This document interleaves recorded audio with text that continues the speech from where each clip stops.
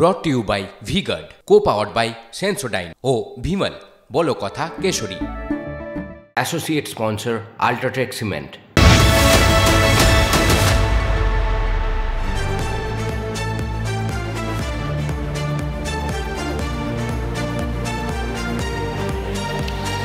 নমস্কার, good afternoon. শুরু করছি তিনটের নিউজ কর্নার। আমি অনির্বাণ, আমার সঙ্গে রুমেলা।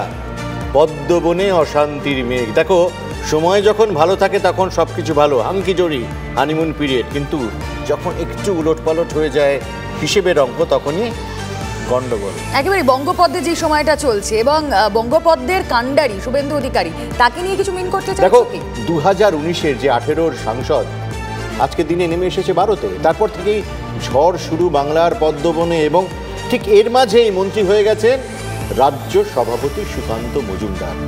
তো এবার প্রশ্ন, কে হচ্ছেন পরবর্তী বিজেপি রাজ্য সভাপতি? এই জল্পনার আবহেই কিন্তু শুভেন্দু অধিকারী বুঝিয়ে দিলেন তিনি সংগঠনের কাজে সেরকম আগ্রহী নন। বিরোধী দলনেতার সাফ কথা, তিনি সংগঠনে হস্তক্ষেপ করেন না। কি বললেন শুনুন। যেখানে আমাকে প্রচার করতে বলা হয়, আমি সেখানে প্রচারে যাই। সংগঠিত করার কাজটা আমার নয়। কেবলমাত্র আমার জেলাতে পার্টির সংগঠনের লোকেরা, তারা রাজ্যের নির্দেশিকাও যেমন পালন করেন, আমার পরামর্শটাও মেনে চলেন। এর বাইরে সাংগঠনিক ব্যাপারে আমি কোনোদিন হস্তক্ষেপ করি না, ভবিষ্যতেও করার কোনো ইচ্ছা নেই। সংগঠনের কাজে কোনোদিন তিনি হস্তক্ষেপ করেন না। এই যে বারবার দায় ঠেলাঠেলি হচ্ছে, সেই দায়টা তার ঘাড়ে এসে পড়ছে বলেই কি তিনি এই কথা বললেন, সেটা তো সময়ই বলবে। কিন্তু অনির্বাণ, আমরা দেখতে পাচ্ছি নির্বাচনের ফল প্রকাশের পর থেকে বিজেপির অন্দরে কিন্তু বারবার অনেকেই মুখ খুলেছেন। দিলীপ ঘোষ, সৌমিত্র খা, জগন্নাথ সরকার।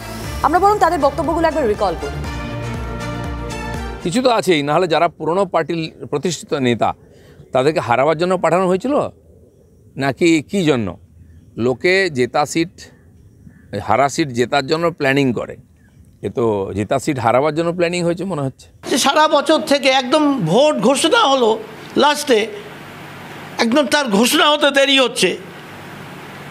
নমিনেশন সাবমিট করতে যাওয়ার আগের দিন তার প্রার্থী অন্য জায়গায় দিয়ে দেওয়া হলো। এটা তো অবশ্যই আমার মনে হয় দলের পক্ষে ভালো, কোনো দলের পক্ষেই, কোনো প্রার্থীর পক্ষে এটা শুভ নয়। 25 জনের কোর কমিটি ছিল, তাদের 20 জন অযোগ্য লোক ছিল, তার ফল দল ভোগ করছে। দিলীপ ঘোষের লড়াকু মনোভাব এবং মুকুল রায়ের রণনীতি, এই দুটো কম্বিনেশন এত সুন্দর হয়েছিল বলে আমরা 19টা সিট পেয়েছি। দিলীপ ঘোষের মুখ ছিল, দুটো কাজ হয়েছে। এখানে শুভেন্দুদা আছেন, কিন্তু তার পেছনে যে লোকগুলো আছে সেই লোকগুলো তো আমাদের কাজ করতে হবে। রুমেলা, দেখো, যেটা বলছিলাম আগে, যখন সবকিছু মুসলিম চলে, সবকিছু ভালো, হাঙ্কি জড়ি, হানিমুন পিরিয়ড, আমরা কিন্তু যেটা দেখিনি, আমার খুব ইন্টারেস্টিং লাগলো, এই 2-3 দিন আগে আমরা দিলীপদার সৈনিক, আমরা শুভেন্দুদার সৈনিক বলে ফেসবুকে সেই রীতিমতো মারামারি, কাটাকাটি, এবং এটা কিন্তু পশ্চিমবঙ্গের বিজেপির পক্ষে ক্ষতিকারক কতখানি জানি না, সেটা নেতারা ঠিক করবেন, কিন্তু আমাদের কাছে কিন্তু একটা নতুন ফেনোমেনন। এবং শুভেন্দু অধিকারী পরিষ্কার বুঝিয়ে দিলেন যে ভাই, অর্গানাইজেশন আমি চালাই না, আমি বিরোধী দলনেতার ভূমিকায় প্রচারক হিসেবে কাজ করেছি, অর্গানাইজেশন তোমরা চালাও। যদি অর্গানাইজেশনগত কোনো গন্ডগোল থাকে, দায় তোমাদের ভাই, আমার না। আমিও শেয়ার করতে পারি, কিন্তু দায়টা আমার নয়, এটা পরিষ্কার। আর শুভেন্দু এই সমালোচনার একটা জবাবও দিয়েছেন, সেটা শুনে। আমি দলের ভিতরে কোনো কথা প্রকাশ্যে বলি না। আমি খুব ডিসিপ্লিন লোক। আমি ভারতীয় জনতা পার্টি করি, তাতে সবাই আমাকে পুরস্কার দেয় না, কেউ তিরস্কারও দিতে পারেন। ভালো হলে নিজেদের ক্রেডিট দেন, খারাপ হলে আমার ঘাড়ে চাপান। কিন্তু আমি কখনোই আমার দলের অভ্যন্তরীণ বিষয় বাইরে বলতে চাই না। একটা নির্বাচন শেষের পর বঙ্গ বিজেপির অন্দরের এই কোন্দলটা কোথাও গিয়ে প্রকাশ্যে আসছে, কিন্তু আমাদের মাথায় রাখতে হবে পরের বছর, সেটাও ভীষণ গুরুত্বপূর্ণ, 2025 পুরসভার ইলেকশন রয়েছে, আর তারও 1 বছর পর 2026 বিধানসভা ইলেকশন রয়েছে। তার আগে বঙ্গ বিজেপির এই যে ডামাডোল, এ বলছে ওর দায়, ও বলছে তার দায়, এই যে দায় ঠেলাঠেলি, এই দায় ঠেলাঠেলির দায়টা পরে আবার নিতে হবে না তো? কথা বলি, আমাদের প্রতিনিধি প্রদীপ্ত কান্তি ঘোষ রয়েছেন সঙ্গে। প্রদীপ্ত, দেখো, এই দায় কে নেবেন সেটা একেবারেই স্পষ্ট নয়। তার কারণ সুকান্তবাবু তিনি দায় নিচ্ছেন একজন রাজ্য সভাপতি হিসেবে, কিন্তু তিনি একথা বলছিলেন যে আমি সব সিদ্ধান্ত নেইনি। শুভেন্দু অধিকারী ঠিক একই রকমভাবে তিনি বলছেন তিনি সংগঠনের কোনো প্রতিনিধিত্ব করেননি, তিনি শুধুমাত্র প্রচার কৌশল, প্রচারে যেখানে তাকে যেতে বলা হয়েছে তিনি। কিন্তু প্রদীপ্ত, তোমায় একটু থামাচ্ছি। শুভেন্দু অধিকারী বলছেন বটে তিনি সাংগঠনিক কোনো দায়িত্ব পালন করেননি, কিন্তু অনেক জয়নিং তো তার হাত থেকে, তো প্রচুর তৃণমূল বা কংগ্রেসি লিডার তার হাত থেকে পতাকা নিয়েছে, সেটা কি সাংগঠনিক কাজ নয়? একেবারেই তিনি সেই সাংগঠনিক কাজ কিন্তু করেছেন। এবং বিজেপিতে আমরা যদি একটু খোঁজখবর রাখি তাহলে দেখব বিজেপির যে কোনো নেতাই জানেন এবারের যে নির্বাচন অর্থাৎ 2024 সালের লোকসভা নির্বাচনে বঙ্গ বিজেপিতে সবথেকে গুরুত্বপূর্ণ ভূমিকা যার ছিল তার নাম শুভেন্দু অধিকারী। সেটা প্রার্থী বাছাই হতে পারে, সেটা প্রধানমন্ত্রী কোথায় সভা করবেন, স্বরাষ্ট্রমন্ত্রী কোথায় সভা করবেন, এই গোটা ক্ষেত্রে শুভেন্দু অধিকারীর ভূমিকা অত্যন্ত গুরুত্বপূর্ণ ছিল। আর ফলে তিনি সেখান থেকে যতই তিনি সংগঠনের কাজ সামলাননি এটা বলুক, অন্তত বিজেপির অন্দরে এটা স্পষ্ট হয়ে রয়েছে। ধন্যবাদ, ধন্যবাদ প্রদীপ্ত তোমার ইনসাইটফুল অবজারভেশনের জন্য। রুমেলা, এবার তুমি আমাদের এবং দর্শকদের জন্য কি কি খবর বেছেছো? সেরা কিছু গুরুত্বপূর্ণ খবর তো রয়েছেই, কারণ এই বঙ্গ পদ্মে যে ডামাডোল তার মাঝখানেও যে খবরগুলোর দিকে নজর রাখতেই হচ্ছে এক এক করে আমাদের দর্শকদের সামনে। এই যে ভোটের হার, তারপর পর্যবেক্ষণ, তারপর আত্মবিশ্লেষণ তা চলছে। এই ভোটের হারের পর থেকে রাজ্য বিজেপির অনেক নেতাই নাম না করে আঙুল তুলেছিলেন শুভেন্দু অধিকারীর দিকে। কি বলছেন তারা সেগুলো শোনানোর পাশাপাশি আমরা যে খবরের দিকে এবার নজর রাখব, সুপ্রিম কোর্টের নিটের প্রশ্নফাঁস মামলা আপাতত পুরো পরীক্ষা বাতিল হবে না, নিটের কাউন্সেলিংয়েও স্থগিতাদেশ নয়, তার বদলে গ্রেস মার্কস পাওয়া 1563 জনের পরীক্ষা হবে 13ই জুন, ফল প্রকাশ হবে 30শে জুলাই, নির্দেশ শীর্ষ আদালতে। পাশাপাশি অভিষেকের নিশানা এবার মন্ত্রী ও পুর প্রধানদের একাংশ। খবর সূত্রের কাজ করুন না হলে পথ ছাড়ুন, ঘনিষ্ঠ মহলে বার্তা অভিষেকের। 2026-এর আগে সরকারকে স্বাস্থ্য, শিক্ষা, জল নিয়ে কাজ করতে হবে, বিরতি জল্পনার মধ্যেই ঘুরিয়ে সরকারকে বার্তা দিচ্ছেন অভিষেক বন্দ্যোপাধ্যায়। মুখ্যমন্ত্রীর কড়া ধমকের জের কেন? উল্টোডাঙ্গা আবাসনে গিয়ে বাসিন্দাদের কাছে ক্ষমা চেয়ে এলেন তৃণমূল কাউন্সিলর শান্তিরঞ্জন কুণ্ডু। ভোটের ফল প্রকাশের পর উল্টোডাঙ্গার আবাসনে ঢুকে অটো নিয়ে দৌরাত্মের অভিযোগ ওঠে, এরপরই মুখ্যমন্ত্রীর ক্ষোভের মুখে স্থানীয় কাউন্সিলর। আরও যে খবরের দিকে নজর রাখতেই হচ্ছে, 3 দিনে 4বার জঙ্গি হামলা, কেঁপে উঠেছে জম্মু ও কাশ্মীর। 24 ঘন্টার ব্যবধানে ডোডায় দ্বিতীয়বার হামলা চালিয়েছে জঙ্গিরা। ডোডায় একটি সেনা ঘাঁটিতে হামলা হয়, পরপর হামলার জেরে জম্মুতে অ্যালার্ট অ্যাডভাইজারি জারি করেছে পুলিশ। আরও একটি গুরুত্বপূর্ণ খবরের দিকে নজর রাখতেই হচ্ছে, প্রবল বৃষ্টি, ধস, হরপা বাঁধ বিপর্যস্ত নর্থ সিকিম, অবরুদ্ধ একাধিক রাস্তা। প্রবল বৃষ্টিতে মঙ্গন গ্যাংটক, মঙ্গন সিংতাম রাস্তার একাধিক জায়গা বন্ধ হয়ে গিয়েছে। রিমিট খোলায় মঙ্গন লালবাজার ধুয়ে মুছে সাফ। ধস ও বৃষ্টিতে দুর্ভোগ পর্যটকদের। এই সমস্ত ছবি, এই সমস্ত ঘটনা তো তুলে ধরবো, কিন্তু তার মধ্যে কোন খবরগুলোর বিশ্লেষণ প্রয়োজন রয়েছে বলে মনে হয়? রুমেলা, মুখ্যমন্ত্রীর কড়া ধমকের জের, উল্টোডাঙ্গার আবাসনে গিয়ে বাসিন্দাদের কাছে ক্ষমা চেয়ে হাত জোর করে ক্ষমা চেয়ে এলেন তৃণমূল কাউন্সিলর শান্তিরঞ্জন কুণ্ডু। সঙ্গে ছিলেন কুণাল ঘোষ বিধায়ক, পরেশ পাল সহ অন্যান্য তৃণমূল নেতারা। ভোটের ফল প্রকাশের পর উল্টোডাঙ্গা স্টেশন সংলগ্ন বেশ কয়েকটি আবাসনে অশ্লীলতা, বলবো আমি, অত্যন্ত অশ্লীলতা হয়। সেখানে তৃণমূল সমর্থকরা ঢুকে অটো নিয়ে দৌরাত্মের সমস্ত কাজকর্ম করেন। রুমেলা, কেন হঠাৎ হাত জোর করে? তুমি তো স্মরণকালের কোনো অতীতে তো এরকম দেখা যায়নি। শাসকী বামফ্রন্ট আমলেও কোনো গন্ডগোল হয়েছে গিয়ে হাত জোর করে ক্ষমা চাইছেন? হ্যাঁ, মানে জনপ্রতিনিধি হাত জোর করে ভোট চাইতে পারেন, কিন্তু ক্ষমা এটা ডিফারেন্ট জেস্চার। সুতরাং এটার মধ্যে নিশ্চয়ই কোনো গুরু কারণ আছেন। মুখ্যমন্ত্রী অত্যন্ত ক্ষুব্ধ, কারণ প্রথমত কলকাতার urban middle class, top urban middle class, তারা কিন্তু একটুখানি তৃণমূল বিমুখ হয়েছেন দেখা যাচ্ছে। সল্টলেক, দমদম, শিলিগুড়ি সমস্ত পুরো এলাকায়। এবং আরেকটা ভোট বড় বালাই রুমেলা, মানিকতলার ভোট, সেই আবাসন তো সেই মানিকতলা কনস্টিটিউয়েন্সির মধ্যেই, আর কিছুদিনের মধ্যেই ভোট। আচ্ছা, আমাদের প্রতিনিধি সায়ন্ত ছিল স্পটে, একদম দাঁড়িয়ে দেখেছে। সায়ন্তর সঙ্গে কথা বলি বরং। আমাদের সঙ্গে রয়েছেন সায়ন্ত ভট্টাচার্য, প্রতিনিধি। সায়ন্ত, এক অদ্ভুত জেস্চার। মুখ্যমন্ত্রী প্রথমে ধমক দিলেন, তারপর শান্তিরঞ্জন কুণ্ডু কাউন্সিলর গিয়ে জোর হাত করে ক্ষমা চাইলেন। দেখো, এই জোর হাতের ছবিটা আমাদের কাছে বারবার ফিরে আসে ভোটের সময়, কিন্তু ভোট পরবর্তী ছবি নজিরবিহীন।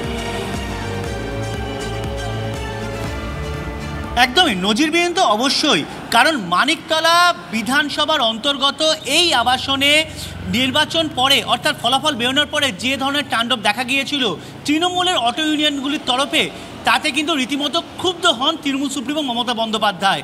কিন্তু কেন তিনি ক্ষমা চাইতে পাঠালেন, তার কারণ যেটা তৃণমূল অন্দরমহল সূত্রের খবর, কলকাতা এলাকায় কিন্তু আবাসনগুলি তৃণমূল কংগ্রেসকে ভোট দেয়নি। যে ভোট পাওয়া গিয়েছে তা কিন্তু মধ্যবিত্ত বা নিম্ন মধ্যবিত্ত শ্রেণীর, কিন্তু আবাসনগুলির মানুষ ভোট কোনো মতেই পায়নি তৃণমূল কংগ্রেস। আচ্ছা সায়ন্ত, তুমি আমাদের বলো, চিড়ে কি ভিজলো? হাত জোড়ে করে ক্ষমা তো চাইলেন তৃণমূল নেতারা, চিড়ে কি ভিজলো আবাসনের? তুই তো গতকাল তুমি আর শর্মিষ্ঠা স্পটে দাঁড়িয়ে লাইভ রিপোর্টিং করেছো, কি দেখলে, তাদের মনোভাব কি বুঝলে? দেখো, এক্ষেত্রে কিন্তু দুটো বিষয় দেখা গেল। এক, তৃণমূল নেতা কুণাল ঘোষ, কাউন্সিলর শান্তিরঞ্জন কুণ্ডু যাদের সঙ্গে কথা বললেন তারা কিন্তু সেই আবাসনের কমিটির সদস্য বা কমিটির যারা হত্যাকর্তা তারা। কিন্তু কমিটির কিন্তু শুধু সদস্যই যে ওই আবাসনে থাকেন তা না, ওই আবাসনে প্রায় 300-র কাছাকাছি ফ্ল্যাট রয়েছে। বাকি আবাসনের বাসিন্দারা কিন্তু সেই ক্ষুব্ধই রয়েছেন, কারণ যেভাবে ঘটনাটা ঘটেছিল পরবর্তীকালে তারা সরাসরি ক্যামেরার সামনে না বলতে চাইলেও তারা যেটা আমাদের কাছে জানিয়েছেন যে সেদিন ঘটনা ঘটেছিল তা নিয়ে তারা কিন্তু আবাসন কমিটিকেও জানিয়েছিল। তাই সেইটা ঘটনাতে আবার পুনরাবৃত্তি না হয়। ধন্যবাদ সায়ন্ত, ধন্যবাদ সায়ন্ত। রুমেলা, তুমি আরেকটা খবর বললে, এটা কিন্তু আর পশ্চিমবঙ্গ ছাড়িয়ে আমাদের পলিটিক্স, ইলেকট্রাল পলিটিক্স ছাড়িয়ে আমি যেতে হবে কিন্তু জম্মু কাশ্মীরে, এবং 3 দিনে সেখানে চারবার জঙ্গি হামলায় কেঁপে উঠেছে জম্মু ও কাশ্মীর। 24 ঘন্টার ব্যবধানে ডোডায় দ্বিতীয়বার হামলা চালিয়েছে জঙ্গিরা, এবং ডোডায় একটা সেনা ঘাঁটিতে হামলাও চলে। রিয়াসি, কাঠুয়া এবং ডোডা জেলার পরপর 3টি জঙ্গি হামলার পর আর কোনো ঝুঁকি নিতে চাইছেন নিরাপত্তা কর্মীরা। এই ঘটনায় 1 সিআরপিএফ জওয়ান, 2 জঙ্গি সহ 10 জনের মৃত্যু হয়েছে টোটাল, এবং 7 জন নিরাপত্তা কর্মী সহ 48 জন গুরুতর জখম। পরপর হামলার জেরে জম্মুতে অ্যালার্ট অ্যাডভাইসারি জারি করেছে পুলিশ। রুমেলা, আমরা যে জম্মু কাশ্মীরে এই ধরনের জঙ্গি হামলা দেখি না তা নয়, কিন্তু আমরা ফ্রিকোয়েন্সিটা দেখছি যে গত 3 দিনে 4বার। একদম, এবং সব থেকে বড় ব্যাপার রুমেলা, কাশ্মীর ছিল হটস্পট অফ জঙ্গি অ্যাক্টিভিটি, কিন্তু এখন দেখছি এটা সরে এসছে জম্মুতে। এটা কোনো বিগার প্ল্যান না, তো একটা সন্দেহ বলতে পারো, তুমি অনুমান বলতে পারো। পাকিস্তানের জেনারেল আসিফ মুনির চারবার রিসেন্টলি বেজিংয়ে গেছেন। চায়না পাকিস্তানের একটা যৌথ প্রয়াস, এটা অনেক নিরাপত্তা বিশেষজ্ঞরা বলছেন। পাকিস্তান চায়নার একটা যৌথ প্রয়াস, যেখানে 55,000 স্কোয়ার কিলোমিটার আমাদের জম্মুতে, সেটাকে অশান্ত করে রাখো, ভারতকে ব্যতিব্যস্ত করে রাখো। আমাদের এইসব নিয়ে খবর কে দিতে পারে? জ্যোতির্ময় কর্মকার রয়েছেন এই মুহূর্তে আমাদের সঙ্গে। আমি সরাসরি জ্যোতির্ময়ের কাছেই চলে যাই। জ্যোতির্ময়, যেই পয়েন্টটা অনির্বাণ রেজ করলেন যে এটা কি কোনো একটা বিগার প্ল্যান রয়েছে তাদের, না হলে 3 দিনে 4বার জঙ্গি হামলা? দেখো, সাউথ ব্লক সূত্রে যে তথ্য উঠে আসছে তাতে কিন্তু এমনটাই মনে করা হচ্ছে যে পাকিস্তান এবং পাকিস্তানের এই অ্যাক্টিভিটির নেপথ্যে রয়েছে চায়নার মদত, অর্থাৎ একটা ইন্টারন্যাশনাল ব্লুপ্রিন্ট আলাদাভাবে জম্মুতে এই অশান্তির আগুন বা এই ধরনের হামলার আগুন ছড়িয়ে দেওয়ার নেপথ্যে রয়েছে বলে মনে করা হচ্ছে। যে খবর আমরা সূত্র মারফত পাচ্ছি, স্বয়ং ডিফেন্স মিনিস্টার রাজনাথ সিং তিনি প্রতি মুহূর্তের অপারেশন কি হচ্ছেন সে বিষয়ে তিনি খোঁজখবর রাখছেন। কেন্দ্রীয় স্বরাষ্ট্রমন্ত্রী তিনি প্রতি মুহূর্তে পুলিশ এবং গোয়েন্দাদের কি অ্যাক্টিভিটি সেই বিষয়ে তিনি খোঁজখবর রাখছেন, এবং লেফটেন্যান্ট গভর্নর মনোজ সিনহা তিনি নিজে যেমন হাসপাতালে গিয়েছেন, তিনি প্রতি মুহূর্তে কেন্দ্রীয় সরকারের হোম মিনিস্ট্রি, ডিফেন্স মিনিস্ট্রিকে প্রতি মুহূর্তে তিনি এ বিষয়ে তথ্য তিনি পাঠাচ্ছেন। এবং স্বয়ং national security advisor Ajit Doval তিনি নিজে এই ঘটনার ডেভেলপমেন্টের উপরে প্রতি মুহূর্তে জ্যোতির্ময় আমাদেরও নজর থাক। অনির্বাণ, আমরা তো ভূস্বর্গের বিপদের কথা বললাম, কিন্তু কলকাতার ভূমিতেও কি কোনো বিপদের আছে? আমাদের কলকাতাও কিন্তু একটা ভূস্বর্গ আছে। Ramsar site, east Kolkata wetland, Sundarban আন্তর্জাতিক মানচিত্রে একটা জায়গা করে নিয়েছে, এবং এবার কলকাতার একটা বিপদ, জম্মুর বিপদ নয়, এবার কলকাতার একটা বিপদের কথা আপনাদের বলতেই হচ্ছে। সারা দুনিয়ায় রামসার সাইট, তার মধ্যে অন্যতম কিন্তু আমাদের ইস্ট ক্যালকাটা ওয়েটল্যান্ড, যেগুলো পূর্ব কলকাতা জলাভূমি বলে আমরা জানি। বছরে 20,000 মেট্রিক টন মাছ আসে ওখান থেকে, সবজি আসে 50,000 মেট্রিক টন, 250-রও বেশি জলাশয়ে 35 রকমের পরিযায়ী পাখিদের দেখা মেলে। এবং সবচেয়ে বড় কথা হলো রুমেলা, শহরের 60% বিষাক্ত কার্বন ডাই অক্সাইড শুষে নেয় এই জলাভূমি, কিন্তু তারপরেও অবৈধ নির্মাণে বিলুপ্তির পথে আমাদের স্বাদের ইস্ট ক্যালকাটা ওয়েটল্যান্ডস। দেখুন, কলকাতার ফুসফুস যদি সবুজ ময়দান হয়, তবে পূর্ব কলকাতার বিস্তীর্ণ জলাভূমি অবশ্যই কলকাতা সহ বাংলার হৃদয়। জলাভূমির গুরুত্ব কতটা তা বুঝতে গেলে রামসার সাইটের কথা জানতে হবে। রামসার কনভেনশন হলো বিশ্বব্যাপী জৈব পরিবেশ রক্ষার একটি সম্মিলিত প্রয়াস। 1971 সালে ইরানের রামসারে পৃথিবীর বিভিন্ন দেশ মিলে এক কনভেনশনে যোগ দেয়। কনভেনশনে একটি আন্তর্জাতিক চুক্তিতে স্বাক্ষর করে বিশ্বের দেশগুলি। ভারতের 23 রাজ্যের 75 এলাকা রামসার সাইটের অন্তর্ভুক্ত। ওড়িশার চিল্কা, হিমাচলের চন্দ্রতালের মতো জলাভূমি এই রামসার সাইটের অন্তর্ভুক্ত। গুরুত্বপূর্ণ জলাভূমির তালিকায় রয়েছে পশ্চিমবঙ্গের সুন্দরবন ও পূর্ব কলকাতার জলাভূমি। পূর্ব কলকাতার জলাভূমির বিশ্ব জৈব পরিবেশ রক্ষায় গুরুত্বটাই বোঝা যাচ্ছে এবার, অথচ এই জলাভূমিটাই আজ ধীরে ধীরে হারিয়ে যাচ্ছে ক্রমশ। আন্তর্জাতিক এই রামসার সাইটকে 2026-এর মধ্যে সম্পূর্ণ জবরদখল মুক্ত করা হবে বলে টার্গেট নিয়েছে রাজ্য সরকার। 12,500 হেক্টরের এই এলাকার জন্য অ্যাকশন প্ল্যান তৈরি হয়েছে। Bureau report, TV9 Bangla. Brought to you by V-Guard, co-powered by Sensodyne ও Bhimal, বলো কথা Keshari. Associate sponsor, Ultratech Cement.